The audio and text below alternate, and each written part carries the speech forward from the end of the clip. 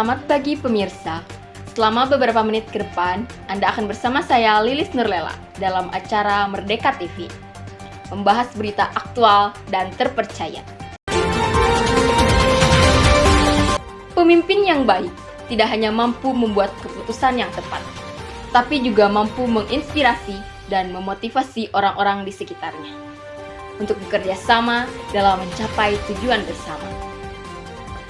Mereka memiliki visi yang jelas untuk masa depan dan mampu menerjemahkan visi tersebut menjadi tindakan nyata yang membawa perubahan. Pemirsa, kepemimpinan yang baik bukan hanya tentang posisi atau kekuasaan, tetapi tentang tanggung jawab dan dedikasi untuk melayani masyarakat. Maka, penting bagi kita semua untuk memilih dan mendukung pemimpin yang memiliki integritas, kompetensi, serta visi yang sejalan.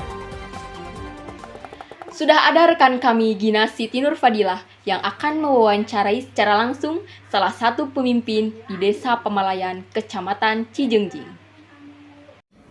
Assalamualaikum warahmatullahi wabarakatuh. Waalaikumsalam. Perkenalkan, nama saya Gina Siti Nurfadilah, perwakilan dari kelompok 4 Prodi Teknologi Laboratorium Medik dari Stikes Muhammadiyah Ciamis. Izin mewawancarai Bapak mengenai kepemimpinan. Sebelumnya dengan Bapak siapa? Agus Lutfi Mansur. Sudah berapa lama Bapak menjabat sebagai kepala desa di Desa Pamalayan? 2 tahun lebih lah, 2 tahun setengahan. Kesibukan Bapak sebelum Bapak menjabat menjadi kepala desa di sini? Sebelumnya bekerja di BRI, jabatan terakhir lecturer, pengajar. Kemudian punya usaha ayam petelur. Kemudian kemarin di BUMDes, ketua BUMDes, dan terakhir sini kepala desa. Bagaimana cara Bapak memimpin di Desa Pamalayan ini? Yang pertama harus dilakukan adalah ketika saya jadi kepala desa, dan kebetulan waktu di BRI juga pernah jadi pemimpin, kita kumpul bareng-bareng sama rekan-rekan, kemudian kita samakan dulu visinya, persepsinya, kemudian kita kemukakan apa yang saya inginkan sebagai pemimpin. Itu dulu yang pertama. Ketika sudah terjadi kesesuaian, kesamaan persepsi, baru kita melangkah. Itu langkah pertama. Prinsip yang Bapak gunakan sebagai pemimpin?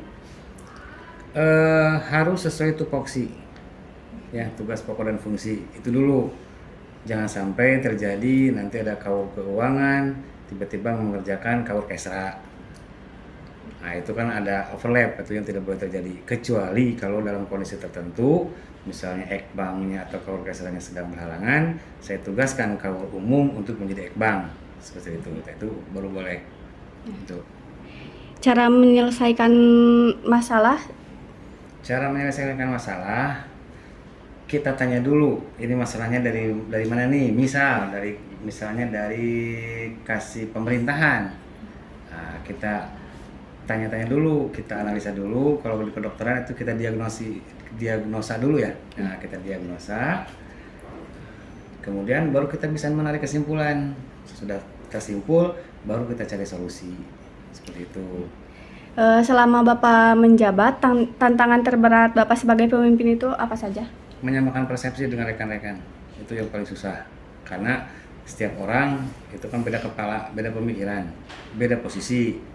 Saya kepala desa, otomatis akan beda pola pikir dengan kasih pelayanan.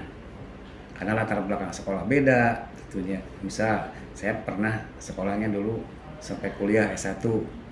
Nah, kasih pelayanan itu di Aliyah, hanya sampai SMA. Nah, beda dengan ketika kita bicara dengan Ekbang S1 tapi pendidikan. Pasti latar belakang disiplin ilmu ataupun level pendidikan itu akan menjadi suatu perbedaan. Nah, itu yang agak susah untuk kita satukan. Itu. Dari berbagai banyaknya perbedaan yang tadi Bapak sebutkan, bagaimana cara Bapak merangkul perbedaan itu menjadi satu? Ya, pertama-tama kita inventarisir dulu nih. Misalnya kalau Ekbang ini dulu sekolahnya sampai apa? Apakah SMA atau S1? Ini kasih pelayanan SMA atau S1. atau dari aliyah, karena akan beda pola pikirnya antara anak aliyah dengan anak SMA dengan anak SMK, itu pasti beda. Yang S1 dengan yang lulusan SLTA pasti berbeda itu.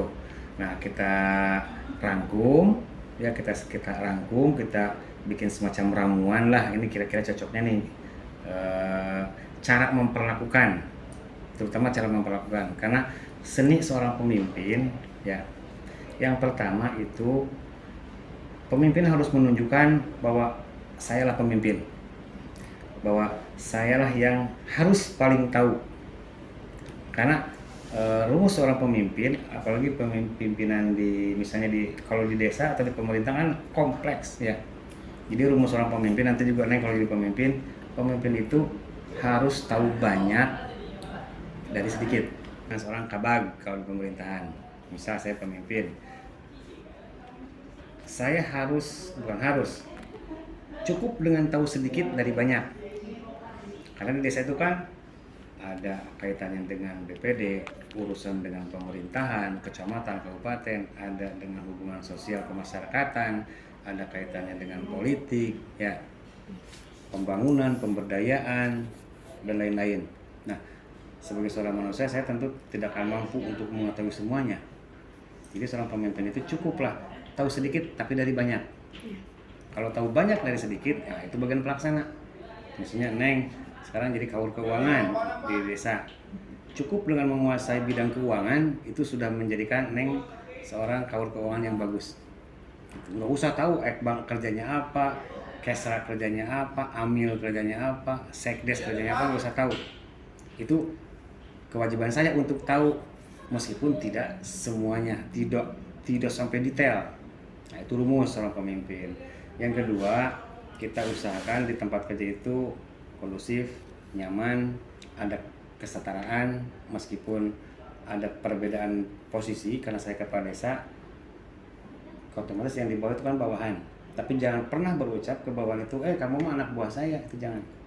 Kamu adalah rekan kerja saya, kamu adalah mitra saya. Dengan begitu, hubungan antara atasan dan bawahan itu bisa lebih enak.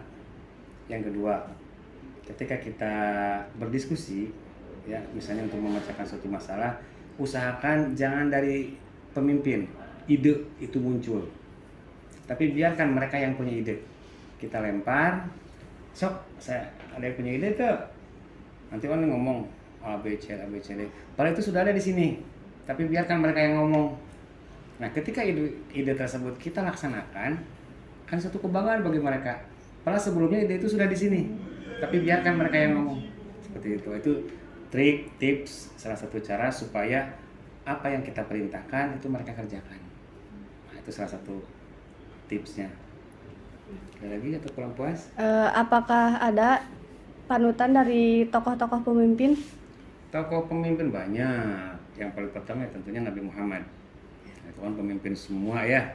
Udah itu udah maksimal. Itu mau jadi panglima, mau jadi ulama, mau jadi presidennya, ada di sosok Nabi Muhammad SAW.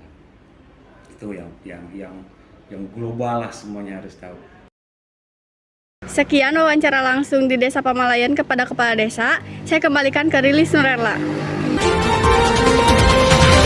Wawancara tadi menutup jumpa kita pada kali ini. Saya Lilis Nurella pamit undur diri dan sampai jumpa.